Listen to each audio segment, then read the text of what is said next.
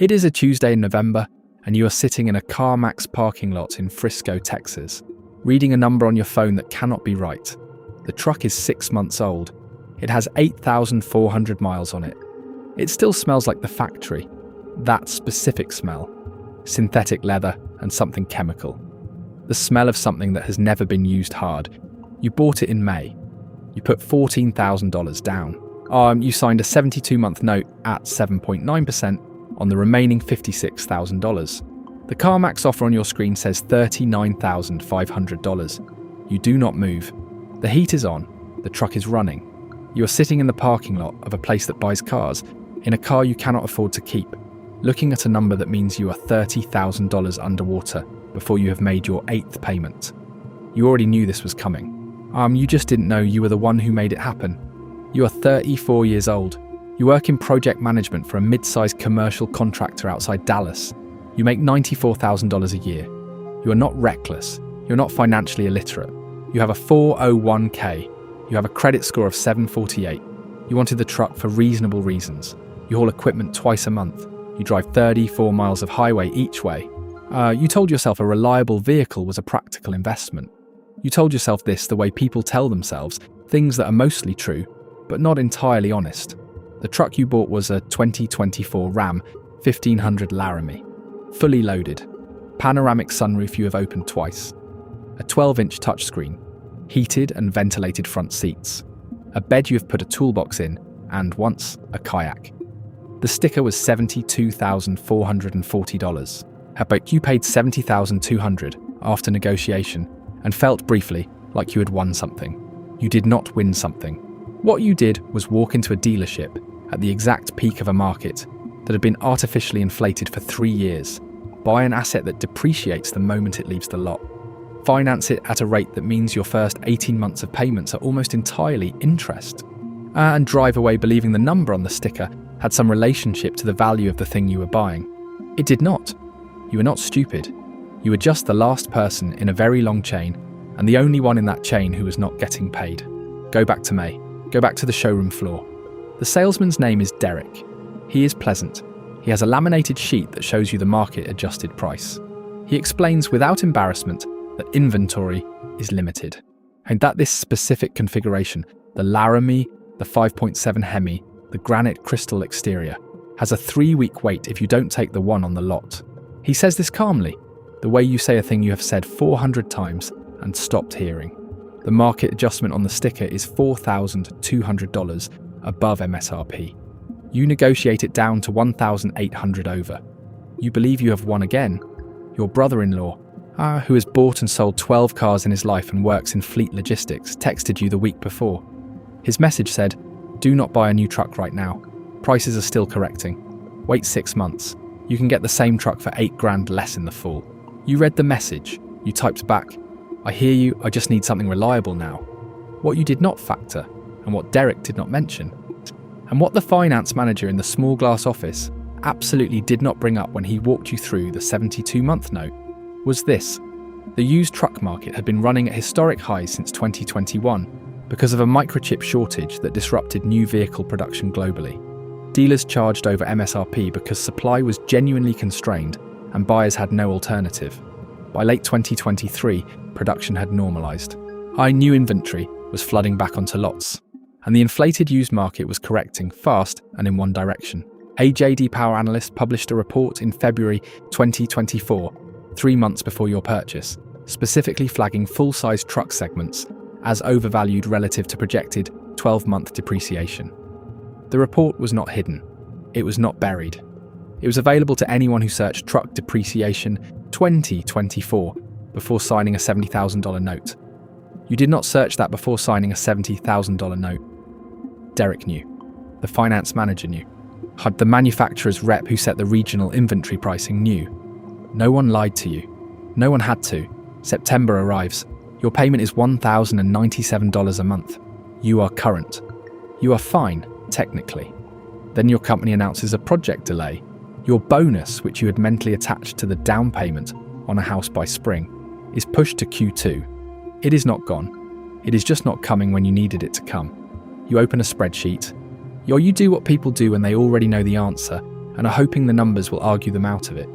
You put in the loan balance, $61,400, because the first 4 months of payments barely moved the principal. You put in the current market value. You search 2024 Ram 1500 Laramie for sale Dallas, and you find 12 of them, used with under 15,000 miles, listed between $41,000 and $46,000. Your stomach does something specific. It does not drop. It goes very still. You call your bank. You ask about refinancing. The loan officer is polite.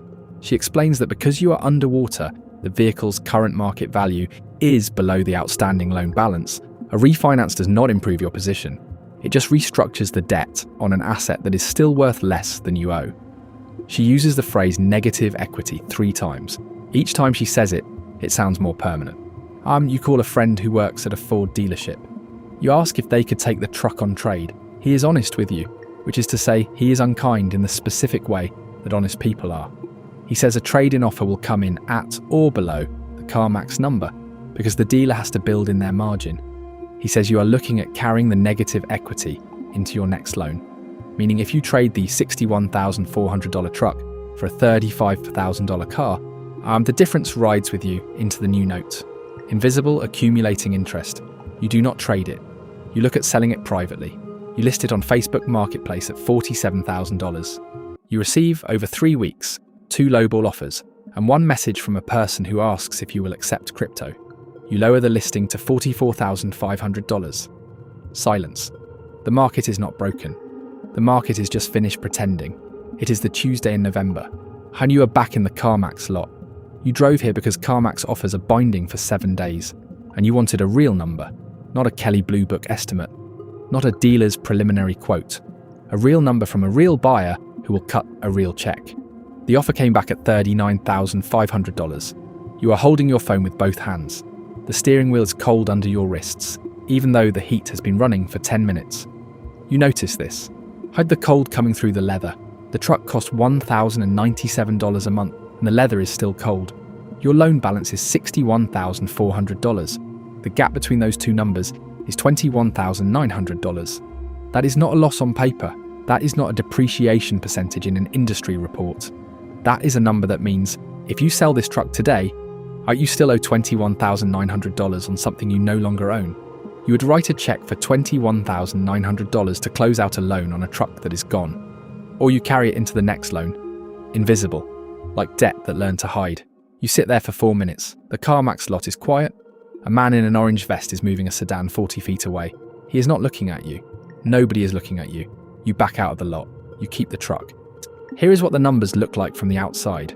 Between 2020 and 2022, used vehicle prices in the United States rose 47%, the single largest sustained spike in the history of the American auto market, driven by pandemic-era supply chain failures, microchip shortages, and suppressed new inventory.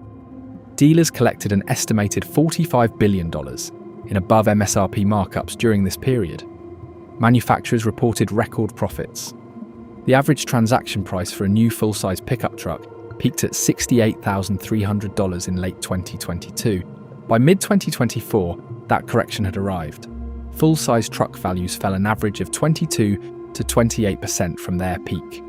Buyers who had purchased at the top of the market in 2022 and 2023 were, in many cases, $15,000 to $35,000 underwater by the time their first year of ownership ended. Auto loan delinquencies reached their highest rate since 2010, and negative equity positions on new vehicle loans hit a record average of $6,054 per underwater borrower in Q3 2024, up from $3,800 2 years prior. You know, none of these statistics feel like company. You are back in your driveway. It is a Tuesday evening and the truck is in front of your house under the streetlight, enormous and gleaming. And you are looking at it from the window above your kitchen sink, the way you look at something you cannot afford to love and cannot afford to leave. The payment comes out on the 14th. You watch it leave.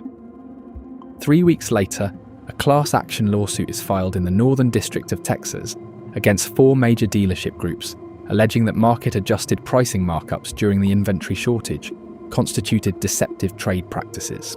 The lead plaintiff is a 38-year-old teacher from Plano who paid $9,400 over MSRP for a Chevy Silverado in 2022. She's asked by a local news reporter if she feels vindicated. She looks at the camera for a moment before answering. She says, "I just want to be able to afford it. Here is what a documentary will not tell you. You were not robbed. There was no crime. Every number was disclosed. Every signature was yours." The system functioned exactly as designed, and the design has never included a line item for what happens to the person at the end of the chain. The dealer made margin. The manufacturer made record profit. The lender collects 72 months of interest on a number that was inflated before you walked in the door. The analyst who flagged the correction got a citation in an industry newsletter. Derek hit his quarterly bonus. And somewhere in Frisco, in Plano, as in Columbus and Sacramento and Baton Rouge, there are people sitting in driveways doing the same arithmetic. Ordinary people. People with 748 credit scores and reasonable reasons. And a brother-in-law whose text they should have answered differently. They are not in the news.